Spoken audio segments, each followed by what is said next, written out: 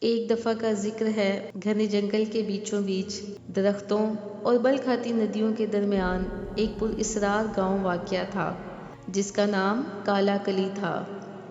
کالا کلی کے لوگ فطرت کے ساتھ ہم آہنگ تھے۔ وہ رینگنے، اڑنے اور چلنے والے جانوروں کا احترام کرتے۔ وہ مانتے تھے کہ یہ زمین صرف انسانوں کے لیے نہیں بنی۔ کالا کلی گاؤں کی ٹوٹی گلی اور کچے مکان میں ایک لڑکی رہتی تھی جس کا نام کانتی تھا۔ کانتی چمکتی آنکھوں اور سیاہ بالوں والی ایک پرتجسس لڑکی تھی جو دن بھر جنگل میں گھومتی اور تتلیوں کے پیچھے بھاگتی۔ اس کے والدین سادہ کسان تھے۔ وہ اکثر اسے خبردار کرتے کہ جنگل میں خطرے چھپے ہوتے ہیں، محتاط رہا کرو، لیکن کانتی کے تو مانو کان پر جوں تک نہ رینگتی تھی۔ وہ نہ کسی کی سنتی تھی اور نہ کسی خطرے سے ڈرتی تھی۔ کانتی ایک دن تتلیوں کے پیچھے بھاگتی بھاگتی جنگل میں معمول سے آگے چلی گئی۔ وہاں اس نے ایک قدیم درخت دیکھا، بل کھایا، جھکا ہوا، جیسے صدیوں سے کھڑا ہو۔ جیسے ہی کانتی قریب گئی، اس نے دیکھا درخت کے تنے سے ایک ناگ نکل رہا ہے۔ ناگ نے کانتی کو محسوس کر کے اپنا سر بلند کیا۔ کانتی کو خوف کی بجائے سکون محسوس ہوا، جیسے وہ ناگ کو برسوں سے جانتی ہو۔ تم کون ہو؟ کانتی نے دھیمی آواز میں پوچھا۔ میرا نام اکارا ہے، ناگ نے جواب دیا۔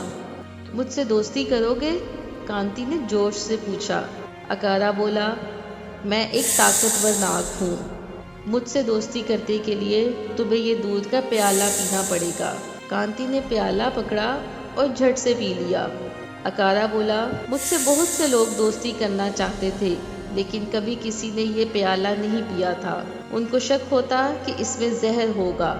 تم پہلی اور واحد انسان ہو جس نے یہ پیالہ پیا ہے، اس لیے آج سے ہم گہرے دوست ہیں۔ اکارا اور کانتی کے درمیان گہری دوستی جنم لینے لگی۔ کانتی روز اکارا کے ساتھ جنگل کی سیر پر جاتی۔ پہلے پہل گاؤں کے لوگ کانتی اور اکارا کو اکٹھے دیکھ کر ڈر گئے، لیکن پھر وہ ان کی دوستی کے عادی ہو گئے۔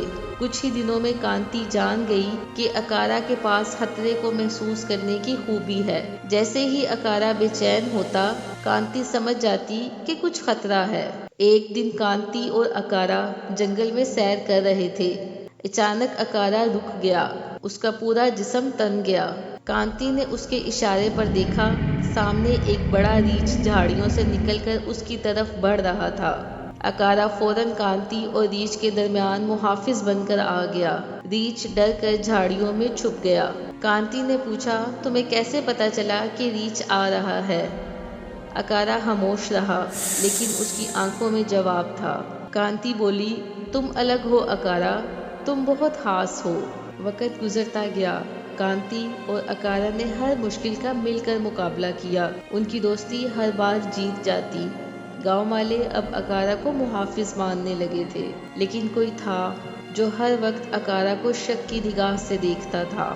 گاؤں کے سب سے بڑے بزرگ، جن کا نام بخش سائیں تھا، وہ ہمیشہ کانتی اور اکارا کو شک کی نگاہ سے دیکھتے۔ وہ کہتے، ناگ اور انسان کبھی دوست نہیں ہو سکتے۔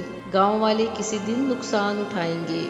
پھر ایک دن آیا، گاؤں پر شدید قحط پڑا۔ فصلیں مرجھا گئیں اور پانی خشک ہو گیا۔ سائیں بخش نے الزام لگایا، یہ سب اکارا کی منحوسیت کا نتیجہ ہے، اسے گاؤں سے نکالو۔ کانتی تجویز میں پڑ گئی۔ ایک طرف اس کی دوستی تھی اور دوسری طرف گاؤں کے سب سے بڑے بزرگ کی عزت۔ اکارا سب محسوس کر چکا تھا۔ وہ خاموشی سے جنگل کی گہرائیوں میں واپس چلا گیا۔ وقت گزرتا گیا اور قحط بڑھتا گیا۔ گاؤں والے ایک عالم کے پاس دعا کروانے گئے۔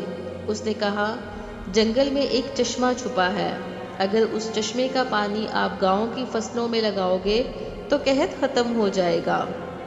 گاؤں کے سب لوگوں نے چشمہ ڈھونڈنے کی کوشش کی لیکن ناکام رہے۔ کانتی جانتی تھی کہ صرف اکارا ہی اس چشمے کا پتہ بتا سکتا ہے۔ ایک دن کانتی چھپ کر جنگل میں گئی۔ سورج ڈھلنے کے قریب تھا جب کانتی نے اکارا کو ایک درخت کے پیچھے خاموش بیٹھے دیکھا۔ اکارا، معاف کر دو۔ کانتی کی آنکھوں میں آنسو آ گئے۔ مجھے تمہاری مدد چاہیے، گاؤں مر رہا ہے، تم ہی امید ہو۔ اکارا نے خاموشی سے کانتی کو دیکھا اور آگے چل کر راستہ دکھانے لگا۔ راستے میں بہت کانٹے تھے، لیکن وہ دونوں ہمت سے آگے بڑھتے رہے۔ بالآخر وہ ایک بڑے پتھر کے پاس پہنچے۔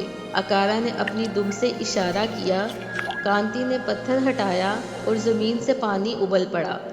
کانتی اور اکارا نے بہت محنت سے چشمے کا پانی لا کر فصلوں کو سیراب کیا۔ چشمے کے پانی سے راتوں رات زمین ہری ہونے لگی۔ صبح گاؤں کے لوگ فصلوں کو سیراب دیکھ کر بہت حیران ہوئے اور ایک دوسرے سے پوچھنے لگے، چشمہ کس نے ڈھونڈا اور چشمے کا پانی کون لایا ہے؟ کانتی نے گاؤں والوں کو اپنی اور اکارا کی محنت کے بارے میں بتایا۔ گاؤں کے لوگوں نے کانتی کو گلے لگایا اور اکارا سے اپنے برے رویے کی معافی مانگی۔ سائیں بخش بھی آگے آئے اور بولے، میں غلط تھا کانتی، تمہاری دوستی نے ہمیں سکھایا کہ سچے دل میں شک کی گنجائش نہیں ہوتی۔ اس دن کے بعد کانتی اور اکارا کی دوستی اور مضبوط ہونے لگی۔ کانتی بڑی ہو گئی، مضبوط اور عقل مند۔ اکارا اس کے ساتھ ساتھ رہتا، خاموش، محافظ اور وفادار۔ اور یوں کانتی اور اکارا کی کہانی نسل در نسل چلنے لگی، دوستی کی وہ جھلک جو ہر دل کو چھو جائے۔